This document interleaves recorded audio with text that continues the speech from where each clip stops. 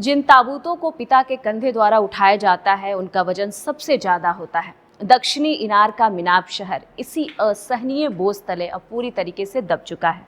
100 से ज्यादा छोटी कब्रें खोदी गई हैं। धरती की सतह पर बनी ये आयताकार आकृतियां उन मासूम लड़कियों के लिए है जिनकी हंसी 28 फरवरी के मिसाइल हमलों ने उनसे हमेशा हमेशा के लिए छीन लिया। ईरान के विदेश मंत्री अब्बास अरागची ने जब उन बच्चियों की तस्वीरें साझा की तो पूरी दुनिया सन्न रह गई। उन्होंने बताया कि इजराइल और अमेरिका के इस एयर स्ट्राइक में तकरीबन 165 बच्चियों की जान चली गई है। हमला इतना भीषण था कि कई मासूमों के शरीर के चिथड़े उड़ गए थे। यह हमला शनिवार की सुबह करीब 10 बजे मिनाब के शजारे तैयबे गर्ल्स प्राइमरी स्कूल पर हुआ था। उस वक्त स्कूल में तकरीबन 170 बच्चों की मौजूदगी थी, क्योंकि ईरान में शनिवार को वर्किंग डे माना जाता है और वहाँ किसी प्रकार की कोई छुट्टी नहीं होती है। जिस जगह को बच्चों के सुनहरे भविष्य के लिए होना चाहिए था, वहाँ सिर्फ और सिर्फ मलबे में दबे हुए स्कूल बैग और फटी हुई किताबें ही दूर दूर तक नजर आ रही हैं।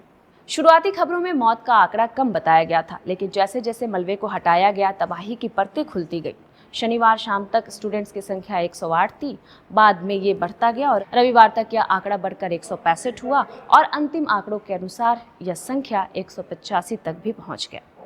घायल बच्चों की संख्या अभी भी लगभग 100 के आसपास है। इस हमले ने सिर्फ स्कूल नहीं उजाड़ा, बल्कि ईरान के नेतृत्व को भी जड़ से हिलाकर रख दिया, क्योंकि इसी दौरान हुए हमले में सुप्रीम लीडर अयतुल्ला अली खामनेई की मौत की खबर भी पूरी दुनिया के सामने आई। राष्ट्रपति मसूद पेजेश्किन ने इसे एक बर्बर कृत्य और हमलावरों के काले इतिहास का सबसे घिनौना पन्ना करार दिया है। ईरान ने संयुक्त राष्ट्र में इसकी शिकायत दर्ज कराई। इसे युद्ध अपराध और मानवता के खिलाफ अपराध बताया गया। वहीं अगर हम दूसरी तरफ बात करें तो अमेरिका और इजराइल ने सीधे तौर पर स्कूल को निशाना बनाने की बात को स्वीकार करने से मना कर दिया। अमेरिकी सेंट्रल कमांड का इस पर कहना है कि वे नागरिक क्षति की समीक्षा अब तक कर रहे हैं और इस पर लगातार जांच अभी भी जारी है।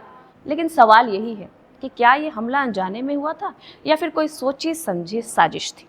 स्कूल के पास IRGC का एक ठिकाना तो जरूर था, लेकिन क्या 200 फीट की दूरी मासूमों की जान लेने का लाइसेंस दे देती है। अंतर्राष्ट्रीय मानवीय कानून साफ कहता है कि युद्ध के दौरान नागरिक ठिकाने जैसे कि स्कूल या फिर अस्पताल पर हमला करना पूरी तरीके से वर्जित है। नियम तो ये भी कहता है कि अगर किसी भी जगह को लेकर संदेह भी हो रहा है अगर आपके मन में, तो उसे नागरिक संपत्ति मानकर छोड़ देना चाहिए। बच्चों को अंतर्राष्ट्रीय स्तर पर कई सारे विशेष छूट और सुरक्षा भी प्राप्त है। छूट तभी मिलती है जब किसी नागरिक इमारत का इस्तेमाल सैन्य उद्देश्य के लिए किया जा रहा हो।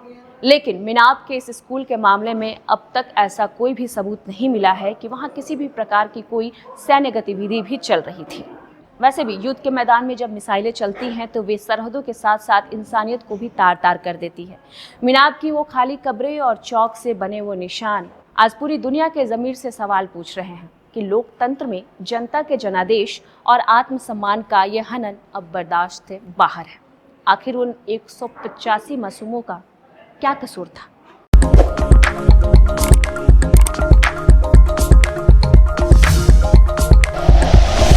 Like and share videos, subscribe करें हमारा चैनल और प्रेस करें बेल आइकॉन। News 11 भारत, सच है तो दिखेगा।